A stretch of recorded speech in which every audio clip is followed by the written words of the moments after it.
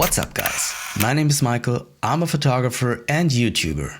In this video I want to show you real quickly why Capture One is the RAW converter of my choice.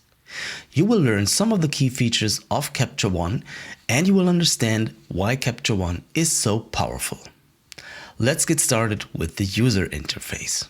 Capture One's user interface has three main areas. Currently on the left we have the browser with all of our thumbnails.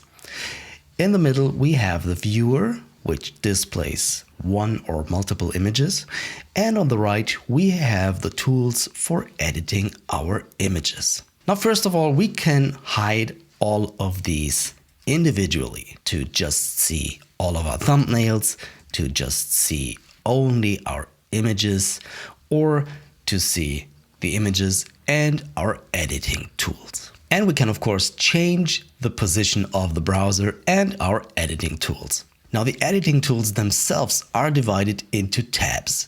Now currently we have a library tab, a exposure or main editing tab, process recipes which are used for export, and we have the tethering tab. Now the customization goes even further.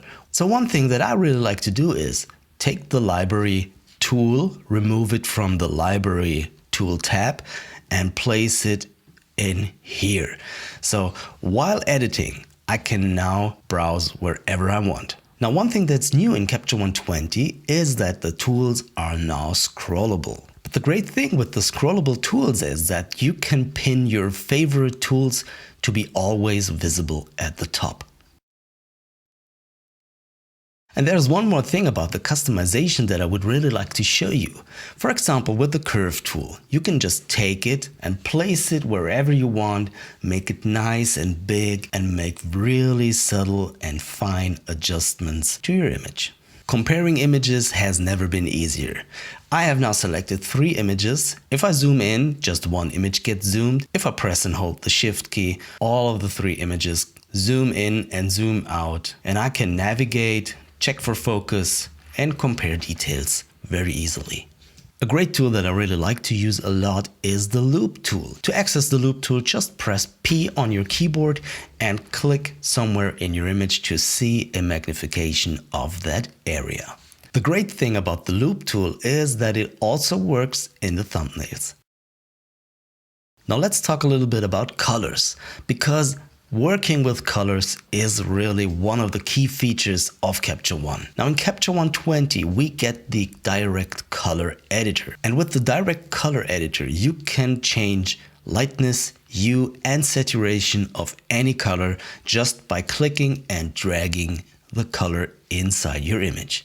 While talking about colors, there is one more really important tool that I need to show you, and it's called the Advanced Color Editor. Let me show you how it works. Now let's say I want to change the color of this flag. So I'm going to select the red, and I'm also going to select View Selected Color Range. And you can see that the building is also included in this red selection. Now we want to change that. And as you can see, we have this color wheel up here. So what I'm going to do now is make the selection more narrow until the building is not included in my color selection anymore. And I can see that once it changes to black and white. And as you can see now, only the flags are in this color selection. Now, of course, I can change this color. I can change its hue, I can change its saturation, I can change its lightness. Now that is just basic color editing. But the greatest feature, in my opinion, is that you can use this color selection as a mask for a new layer, and then you can use all of the tools that Capture One provides to edit this layer. How crazy is that? So I could do some noise reduction in these red areas, or I could use the HDR tool in these red areas. I mean, you have to be creative with that, but the feature is just amazing.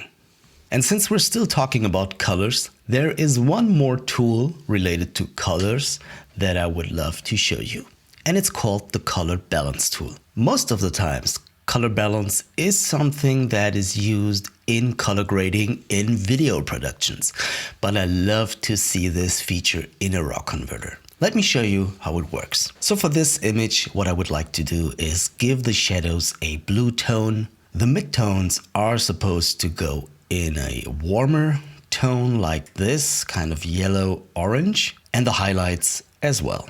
So I'm going to increase the saturation again, just a little bit. And as you can see, the effect is quite crazy. I really enjoy working with the color balance tool. If you haven't used this tool before, make sure you check it out. And by the way, to see what kind of effect a certain tool has on your image, just alt-click on this little arrow and you will see what the image looks like without the effects of this tool being applied. To see the original image, just click on the before button.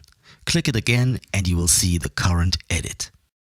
There is also a split view option which gives you a slider. Both of these options can be used on a single image or multiple images, and they work on any zoom level. The healing brush has also been improved. Just click on the new healing brush icon and brush over the area that you want to heal. Capture One will automatically create a new healing layer for you. You can now apply an unlimited amount of healings on this layer. Of course, you can move the source point individually if you need to. Next, we're going to talk about presets and layers. In Capture One, the presets are called styles. Now, Capture One comes with quite some styles that you can use, but for this image right here, I'm going to apply one of my own styles. Now, as you can see, the image has changed quite a lot and I'm basically done with the edit. But styles can also be applied in a much more advanced way. Let's just right-click on this style and apply it to a new layer. So as you can see, Capture One created a new layer with the name of the style. And the great thing about the layer is that I can now change the opacity and I can also change where the style is supposed to be applied. So I could just apply it to the upper half of the image, just like that, by using a gradient. But I could also use a brush tool to just paint the effect into the sky. And by doing that, I want to show you how crazy good the auto masking feature works. Let's do it. I'm going to use a fairly big brush. And now let's zoom in to see what kind of job we have done here. Can you see that? Isn't that crazy? Now, usually this would have been a job for Photoshop. In order to work with layers, you need a good mask. I've just showed you some ways to create a good mask, but there is one more special thing in Capture One, and it's called the Luma mask. The Luma mask helps you to create a mask based on the brightness of your image. And in this image, I used the Luma mask to create a mask of the sky. I then duplicated this layer, inverted the mask, and got a layer for the church. If you have similar images and you want to take the edits from one image to another, there are multiple ways to do that. In this example, I want to show you how easy it is to just apply the exposure settings from the left image to the right image. And for this reason, I'm going to select this double arrow symbol right here, press and hold Shift on my keyboard, click it, and I'm done. I could also use the copy and apply button to synchronize all of my edits with just one click. By the way, if you're a Fujifilm shooter or in general you would like to use the camera profiles, you can find them in the base characteristic settings. Down there in the curve tool, you can select the camera profile that you would like to see. And by doing that, you get the same effect that you would get by shooting JPEG and using the camera profiles. Another great feature in Capture One is tethered shooting. So there is nothing you have to set up. You just plug in your camera, take a picture, and it will show up in seconds. I have now just entered the capture tab up here, which gives me my camera settings, focus adjustment, exposure evaluation, and I can also change almost all of my camera settings in here. But it doesn't stop here. Capture One gives you a smartphone and tablet app which helps you to remote control your camera and view and rate the images that you just took. Capture One gives me everything I have ever wanted when shooting tethered.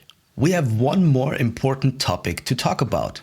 Right, exporting your images. Now to export your images, you have to define some process recipes. Now in this case, I have selected 5 process recipes which create JPEGs in different resolutions. And with the output naming tool, I have included the recipe name in the file format, which means that once I process this export, I will get 5 different files for each image that I have selected. As you can see, Capture One gives you a huge flexibility when exporting and naming your images.